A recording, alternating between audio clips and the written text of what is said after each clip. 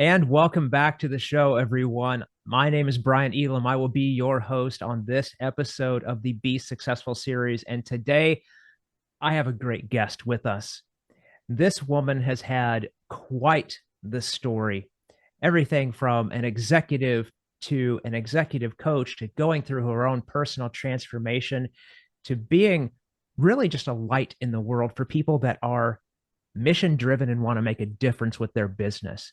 So I am very excited today to have Erin Craske with us today. Erin, thank you so much for coming on. Well, Brian, thank you so much for inviting me and for having me here. And also, thank you for a fantastic introduction. I think it's the best I ever heard. So I should have taken, yeah, we'll take notes later, when the episode is going to be published. Well, I'll try not to let that go to my head. It's already big enough as it is, but thank you. I appreciate that.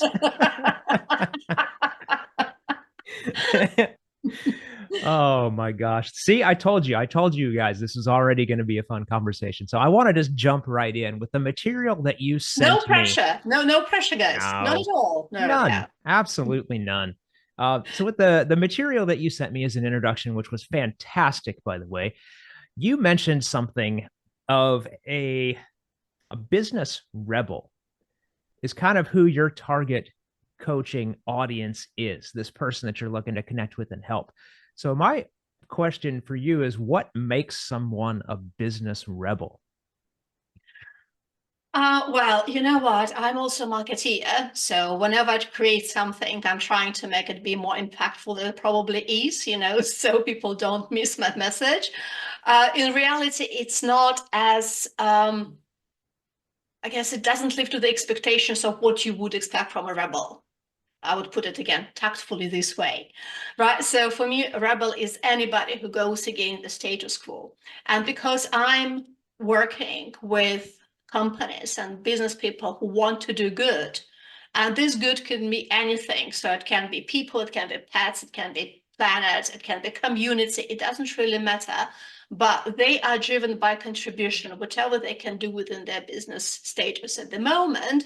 So for me, these people are already rebellious because you have a trend, you have a societal trend that tells you what success is. It tells you how to build your business. It tells you what you need to achieve. It tells you how you will be defined if you and when you achieve success, right? So you do have certain criteria that you're supposed to follow and you're supposed to answer. And these guys, they want to go with their heart, follow their soul, follow their consciousness. And for me, just going away from what is supposed to be a straight road to hell. Yeah, I guess hell is a good one. So they kind of, deviate from this direction and they try to go their own way. So for me, it's already a rebellious act. Got it. So with these people being the type of person that follows their gut, follows their instinct, do you find when you're connecting with these people and helping them that there is actually a sort of battle going on within them between what they are supposed to or should be doing in order to make a business successful versus doing what they have in their heart and their mind as the direction they want to go? Do you find that battle going on? You know, it may happen later, initially when they start business, because you have different types of entrepreneurs that are driven by different things. So you can have people that start a business from passion. There are people who start the business from mission and purpose because they want to improve something that is not satisfying at the moment. You will have people that are driven by an opportunity. So that is just pure pragmatic. There's an opportunity in the market. Let's try and figure out how to fill it in. So you will have different people. And usually mission driven, they do follow their heart because they understand that business is an agent, is a change agent. It's about to transform. It's about to bring some positivity. The problem starts when they are already in the business, and if they're not particularly knowledgeable about how to run it, they will be bombarded with a lot of information from different sources that are going to tell them how to do it. So that may be one problem. And these how-tos often not supported with whys, and often they're very tactical, which means that instead of following one direction, the person starts changing it just to answer whatever the latest trends are. And it creates a lot of stress and affects mental health. It affects teams. So there's so many things that comes with this, constantly running like headless chicken in all possible directions, trying to figure out what the business is about. So that's one issue. And another one is always hidden deep inside of who we think we are, because we want to be one person, but then we realize that we have certain limits that we self-impose. And that is another issue. When you start facing the business, you may face those issues that you didn't pay attention before when you were in different situations. And these limits, again, self-imposed, because we're not what we think. We're much better than what we think. And that may also create additional issue while running a business. So there are two directions. That is so amazing. Thank you so much for giving us both of those directions, because they're so very important. And you're right. Everything starts from the inside out when you start the business. So you're starting from the place of an idea, from a passion, or what have you. And then that was my own experience as well for my first business that ended up having to be shut down as I was just following a passion, a drive. And then when you get into the meat of it, it's just bombardment, like you said. Here's what you can do, should do, ought to do, all of this stuff. And then the self-doubt starts creeping in, headless chicken syndrome running around. Yeah. Yeah, Yeah. it is so And valid. there's another thing that I noticed that may not sound very polite, but in reality, it's a level of ignorance. Because usually when people start businesses, for whatever reason, they believe that if I started a business, I'm a business owner, or I'm a founder, or I'm a CEO. And somehow the title doesn't necessitate knowledge, right? And that is something that I found quite interesting, because I'm already a business director, so I'm supposed to know everything. And that, I think, is quite noticeable, especially when you start talking to entrepreneurs and you ask about their market and their idea and their customers, and usually the perception is that this is my idea, so this is the best. And there's no challenge is accepted, right? So they're really shy away from being challenged. And for me, if you are not ready to be challenged, if you don't have a growth mindset to realize that you don't know enough, whatever you know, it's never enough, but especially when you start a business. So then I believe it's a pretty much a recipe to disaster, to be honest. Yep. If you let yourself fall into that trap of the ego and not realizing that you're sitting there and not knowing what you don't know. Yeah, Yeah. you've got to drop that. Absolutely. That's why constantly learning is so Yeah. important, not just in business, but in life.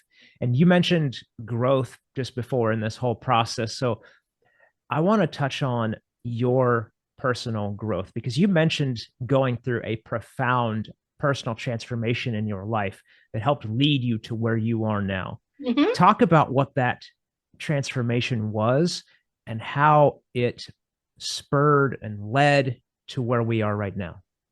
Right. So to make it really fair on your listeners, it's not the transformation that I consciously initiated. Right. So it's very easy from my place where I'm right now, say that, what, guys, go and transform yourself. It's not possible. It's something deeper in us that, provokes us to go through this transformation. I can facilitate it as a coach, but I don't know the effect of the depth, the level of the depth that people are going to go through. So that just, to explain that, just my personal experience. And what actually happened in my case is that I was building my career as I was taught by society and everybody else around me that this is what I'm supposed to do. So I had my fair share of beliefs in terms of what success means to me. And I guess, like to many other people, it meant status, prestige, career progression, wealth, power, certain level of power that comes together with executive position in the company. And this is what I was pursuing, even though I knew from the very beginning that I didn't want to be a marketing director. I don't know why, I was still like 20 years old and I knew already that marketing director, nothing, it's not what motivates me. And because I didn't know any better, I was persevering in this particular direction. And over time, it was getting more and more challenging because I'm more for corporate misfit. I don't accept authority. And I don't feel comfortable when people tell me what to do without giving me a strong rationale why their recommendation is better than mine. So if your recommendation, your rationale is stronger than mine, that I will back off. But if you can't beat my rationale, then, so be it, I'll do my way. And that is not the preferred way of behavior within a corporate environment. So I was again persevering, knowing that I don't get any satisfaction. And at some point, I realized, I appeared to be in a situation where I had no meaning or no destination, because continuing with a corporate career is not what I wanted, but I didn't know anything else. I'm not an entrepreneur, it's like a typical thing that we think of ourselves, I'm not born entrepreneur. It's like I was talking to somebody, I said, born entrepreneur, I'm not. Well, they're two babies. Please let me know which baby is born, to be an entrepreneur and another. So basically, whether we are entrepreneurs or not, it's our set of beliefs.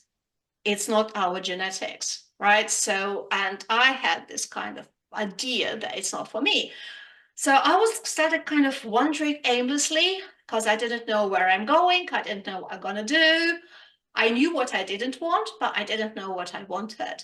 And, in coaching, to ask clients and figure out what the clients really want, oh my God, it's such a challenge. People don't know what they want, surprisingly. So, and yes, and that basically led me to the period that shall we call transformation.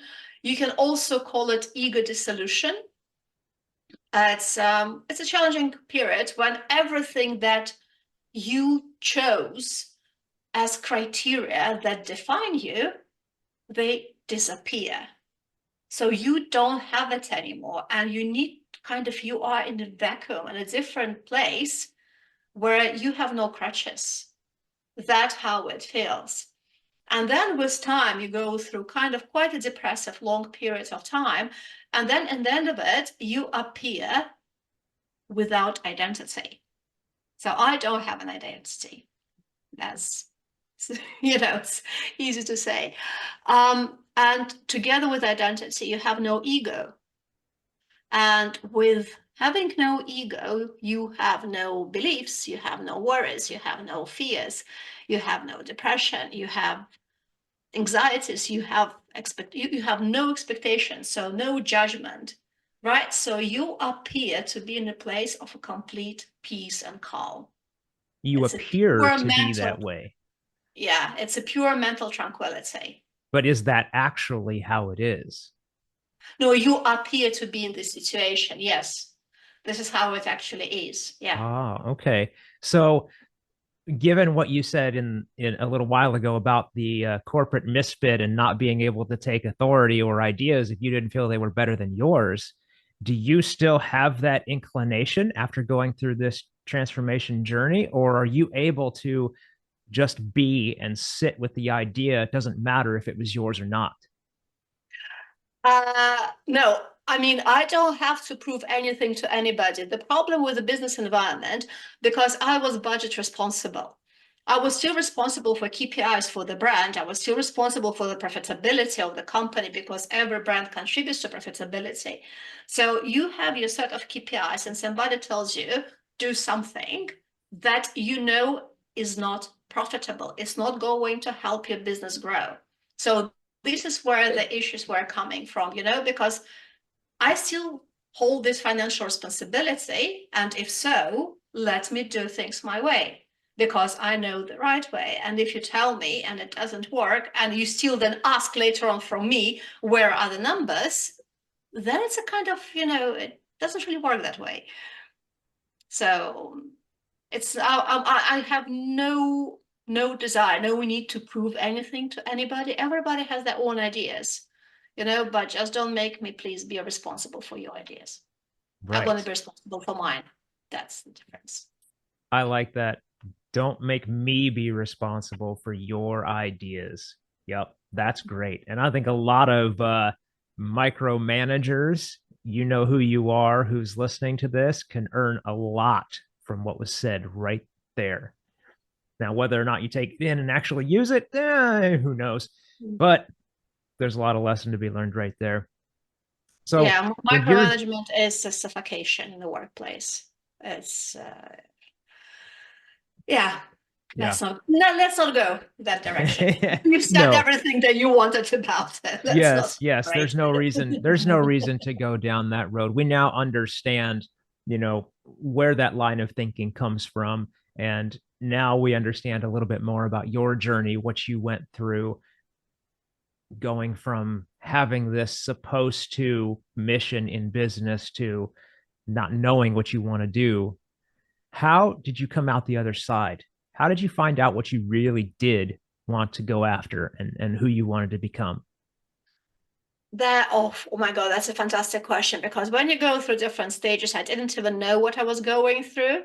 You start experiencing synchronicities. So when I went uh, through the darkest period, I got a YouTube video, that basically I just clicked on it and the lady explained me the whole thing.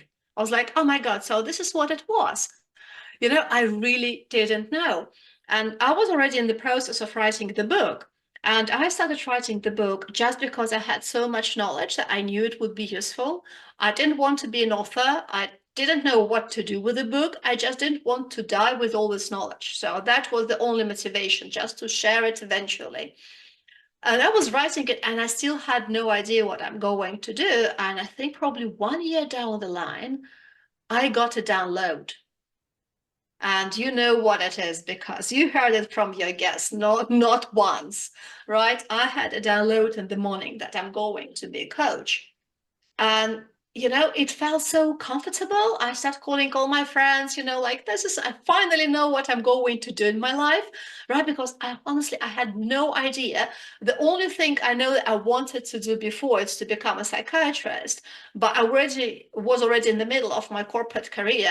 And to become a psychiatrist, you need to know all the medical science, which I kind of not really big fan of. And it's a lot of money and it's a lot of time. So I immediately forgot about it. And then coach is like, oh my God, it's about psychology. So, it felt amazing. And now, when I do what I do, I realize that psychiatry wasn't a great idea. Coaching is exactly what I meant to do. I love it. I love it. And I think the main point to be brought home here is, if you're struggling with the direction in your life or the direction of your business, what you're wanting to do, if you're struggling with that, don't concentrate on what you don't know. Concentrate on what you want. Even if you think it has nothing to do with the business that you're in right now, concentrate on what you want and do that. Just like you were saying, Erin, you didn't want to be an author.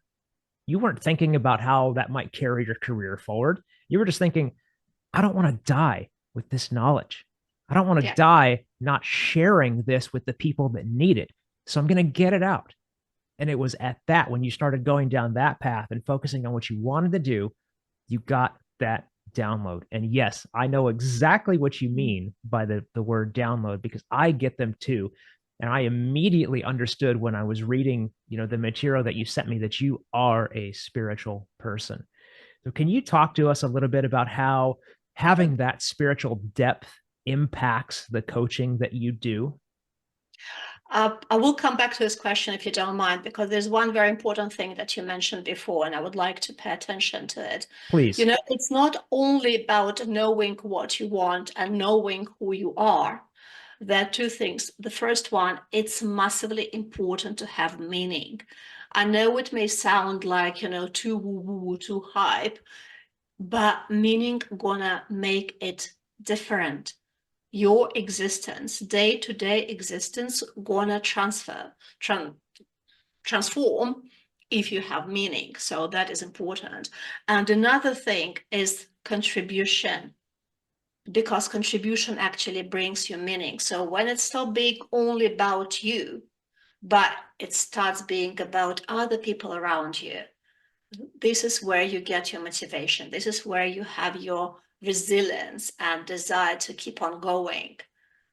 Right? So if you feel like you are lost, look for meaning and look where and how you can contribute to wherever you want to contribute, because it's going to make you feel much better about your current situation. And probably eventually you will figure out the destination, the direction you want to take.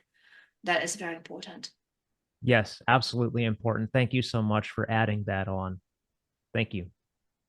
And with regards to your latest question, actually, how it helps? Well, it helps in different directions, in different dimensions. The first one, I know the truth. And I can 100% swear that I know the truth. And the truth that I know, that we are all much better human beings inside than what we think we are, that what we portray to the world, that how we want to be seen, that what we think about ourselves, we don't realize that we're so much better, which is just a matter of taking this layer that we accumulated over time that doesn't serve us anymore and remove it. And that's gonna actually showcase, it's gonna demonstrate all your capabilities and confidence that most people think they don't have, but they do.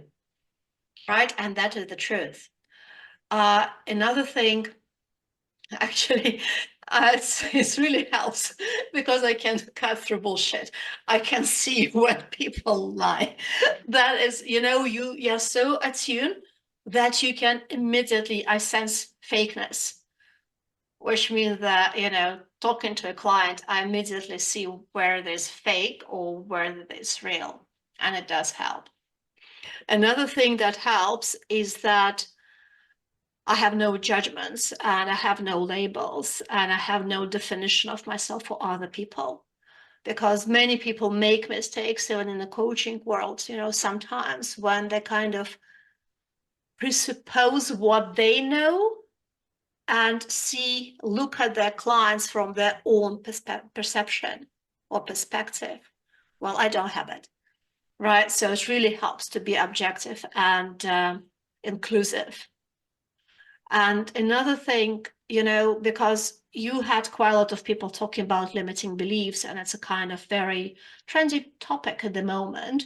So yes, I would talk about them too. But in my case, like, I'm not saying I'm unique, that obviously there are other people in my situation, but I know what is going to be expected in the end of the transformation, because this is what I live. So I preach, what I live.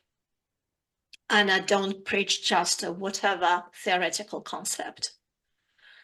So, and I guess from this place comes reassurance, because I know it's going to be wonderful. And so, yeah, and I'm coming from this perspective. That is amazing. And you connecting with a person and having no judgments, no labels for them. I believe that, no, I know that that allows them to have that transformation that you're guiding them towards. And you say you have this knowing about what the transformation is or what the end result will be Yeah. for these people. Now, does that mean, I'm just going to let you say it. Like, what does that mean? Is it specific to that person, or is it a overarching things are going to get better? Like, what does that mean? Well, it means very easy thing. It's exactly what I was talking before, that inside deep inside, we're much better individuals. We just don't know about it, or we forgot about it, or we were never explained that we are much better than what we think.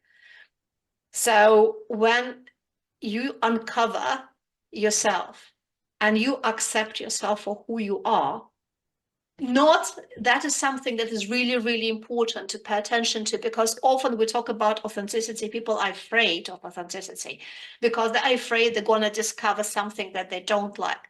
So let me reassure you, it's not possible. What you discover, you will like, because that is who you are.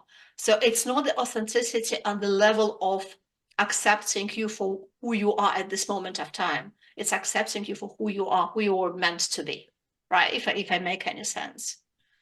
You do make a lot of Thanks God. sense. Yes. Thanks for that. Yes. I was I can, like, and so I can worried. relate it, I can relate it to my own journey, and maybe this will help other people, just hearing this brief little story. So back in what was it, 2017, I was in a job that, you know, was a dead end job. I knew it. Everybody at the workplace knew it, but I stayed about 2 years too long into it. And I did it because I loved the people that I worked with, and I was also helping people. So that is just my nature. I am here to help people. I'm here to serve. Mm-hmm, And so I stayed in that job 2 years too long. And there is something that will happen if you are in a place where you are not supposed to be for too long. Your body will eventually kick you out. And that's exactly what happened to me. I became stricken with debilitating anxiety. It was hard for me to even leave my apartment to take my dog for a walk. It was terrible. mm-hmm, And when I finally went through all the medical testing to figure out there was nothing physically wrong with mm-hmm. me, I was like, okay, now it's time to start making sense what's going on up Yeah. here. And I went into therapy and spent, I think, like 3 months working through things. Mm-hmm, And it was such a transformative and healing experience. And yet, I found when I shared the fact that I was dealing with this with other people, mm-hmm, it made a huge difference, not only to me and what I thought my perception of weakness was, being vulnerable, being authentic, but it helped me connect with other people that have had those same experiences or know someone that's going through those experiences. So it allowed me to connect with people on a deeper level by having that authenticity. So absolutely. I don't know if all of that makes sense and relates perfectly to what you said, but I hope it does. And I hope this gives maybe some Yeah. clarity to you if you Yes. were struggling with that. Yeah, there are a few things I would like to mention, because what you said is 100% correct. You know, this theory that you have different doors that you can choose for your progression, for your life. And every time when you choose the wrong door, it's going to make it more challenging for you to move to the next direct or destination, towards destination. And at some point, when you keep on choosing something that is not yours, that doesn't serve you, you are going to end up either in burnout or severe anxiety, like in your case, or transformation, like in mine. Because it's not possible, if we think that we're predisposed to do something or predetermined to do something, if we believe that it's true because everybody is different, then every time choosing the wrong direction where you're not supposed to go, it's going to make it tougher, right? And that has been proven, I guess, so many times by different people. I don't know about your listeners, but I know from my friends, that it really works. Certain situations, it's truth. Um, and another thing that you mentioned, 2 years too long. I'm thinking how many years I wasted, to come to where I am right now. I could have been in this place much, much, much earlier if I allowed myself to think about it, to realize what I am, who I am, what I want, and to open, to other opportunities and possibilities instead of living in this prison that I've created for myself. And in my case, I wasted so much time that I wouldn't recommend it to anybody, guys. Honestly, it's not worth it. No, it is not worth it. And what you said the word prison right there, and that is That is 100% accurate to how I felt in that particular situation. And again, it didn't have anything to do with the people that I was in jail with, so to speak, Yeah, yeah, but yeah. that's exactly what it felt like. My God. So yeah, if you are stuck in that situation, just allow yourself to experience the openness and look for other Hmm. Yeah, opportunities without absolutely. judgment on yourself or the opportunities that you see, and just see what it feels like to look at different things. Oh, that's just incredible. And And you there's, know, mhm. oh, go ahead, go ahead. No, just because you mentioned two more things that I believe very, very important. The first one, you talked about vulnerability. And I know there's a perceptions weakness, but I'm pretty sure you know that it's a sign of strength, Yes. that only a strong person can be vulnerable, openly vulnerable. So that is something I would like just to emphasize, put some emphasis on. And another thing that, yes, when you accept yourself for who you are and you remove all this control or desire to to be affirmed, approved by others, all that is gone, you know somehow you meet different people, you meet amazing people. And I was talking before about being a rebel, and it's like, oh, it's challenging. Yes, it is challenging, but when you accept yourself, you know what? You are not any longer alone, because somehow you start coming across wonderful people that you didn't know existed, and you get rewarded. So, yes, you may lose your current tribe, but you may find somebody much, much, much better. So that's something also to bear in mind. There are lots of fears associated with it, but fears only because we think that what's going to happen is going to get worse. Just allow yourself to think that what's going to happen actually can be better. Yeah, imagine how you would feel if you were in that situation and you met another person that aligned with your prison that you're in. You met another person who is aligned with what you're supposed to do, climb the corporate ladder, blah, blah, blah. Now imagine you met a person that aligned with what you are passionate about in life and what you really want to do. Imagine that level of connection. Imagine that kind of camaraderie. How much better does that relationship feel? I mean, that's what's waiting for you on the other side of the door if you allow yourself to be open to it. Yeah. So you can be yourself and you know that you will be accepted for who you are. That is incredible.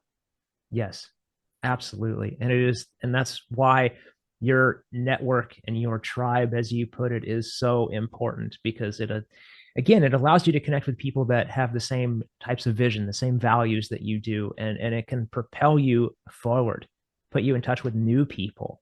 Um, so we've talked about quite a bit about the Yeah, where is mental fun? side. You promised fun. Where is fun? It's such It's a deep conversation. It's like, yeah. I mean, so we've covered what I would say 80% of the business game is, which is the mental side of things. yeah, Because if yeah. everything's not in order up here and aligning with your heart, it's just not going to work. But now I want to talk about something that you get. So we get into the business side of things, for people that are actually Yeah. building a business, which is part of the Hmm. audience here. So you have this concept of effortlessness when Yeah. it comes to putting processes and strategies in place, especially for businesses that are on the beginning to the midpoint of their journey. So talk to us about this effortlessness concept and how you can help businesses down the path during those first 1 to 5 years. Oh, that's an interesting question, because I'm not a magician. I wish I was, because businesses will need to help themselves. So that is important, right? I can't change it for anybody. There are different approaches how you can do it. So the first one is, I guess the first, depending on which side of business you are looking at. If we talk business purely, that to make it more effortless is to have a strategy. As simple as that, right? It may sound like I'm a little bit, too down to earth, but I know that businesses don't have strategy predominantly for many different reasons, and strategy allows you to reach the destination with minimum resources, or waste of resources, and you have your path forward. So strategy is the first thing that, I would recommend considering. The second thing that it's important to consider is leadership. To be a good leader in the business, to be a leader that other people want to follow because of who you are, not because you tell them to do so, right? Because you demonstrate by example and they want to follow you. So that is another thing to pay attention to. The third thing to pay attention to is people. There's very interesting thing. I don't know why businesses think that money comes from sales.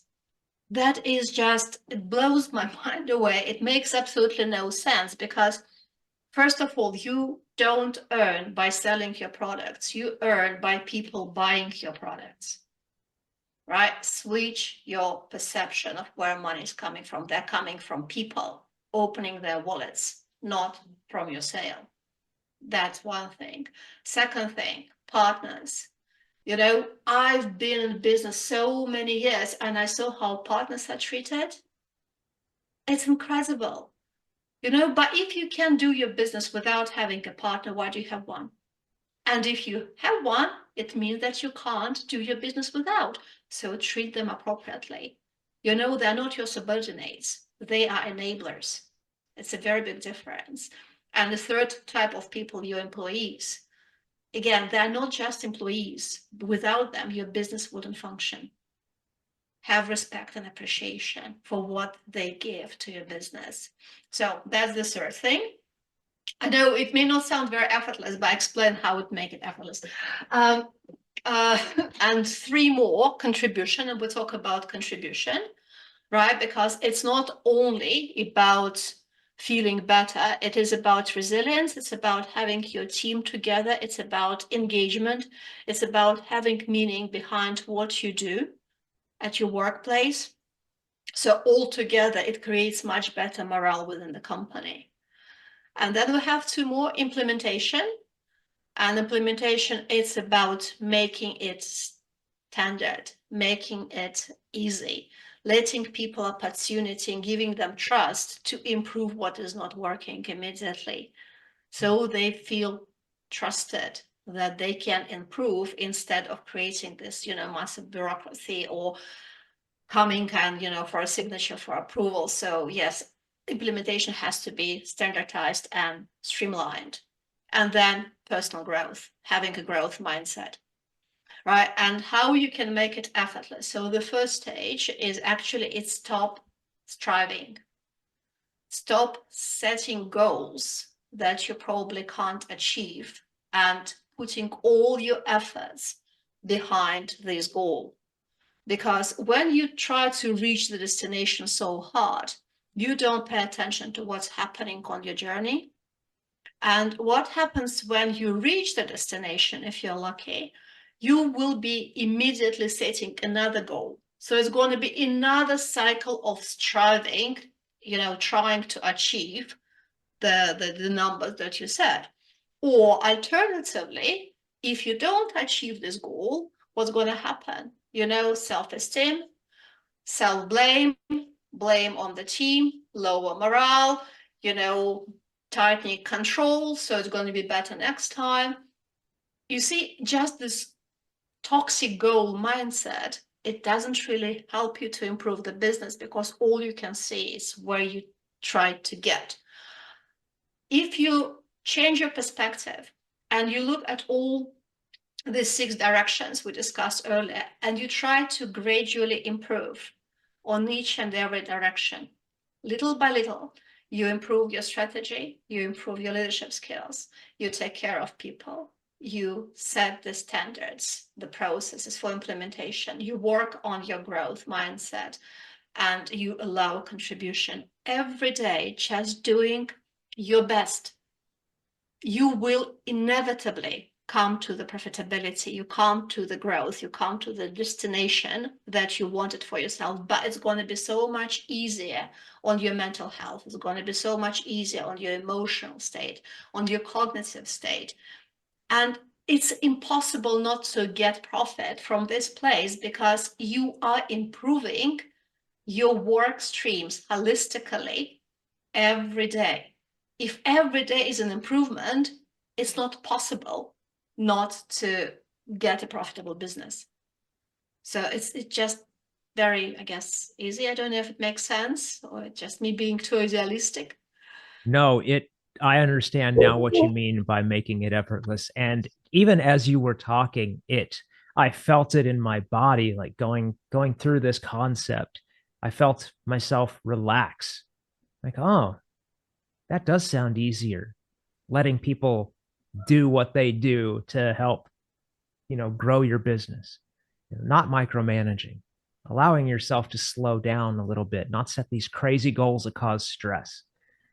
All of that makes perfect sense. So yeah, guys, you want to know how to grow a business? You want to know where to check in? Rewind this about 5 minutes and listen to this section again, because right there, Erin gave you all the keys and the check-in points if you're at that 1 to 5 year mark where most businesses struggle. So thank you for going through that.